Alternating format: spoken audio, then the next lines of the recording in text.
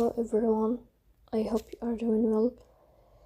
Today we will talk about how to fix or how to solve the problem of grayed out on the application of Reddit. So we click on settings. Here we click on apps, default apps, app settings. On above you search about Reddit and we click. Here we click on first stop and we click OK.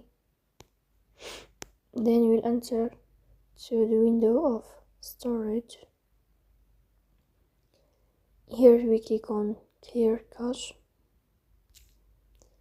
In the end you will turn off your phone and you will wait a moment to restart your phone again to fix that problem. So please don't forget to support us by like and subscribe. See you next time.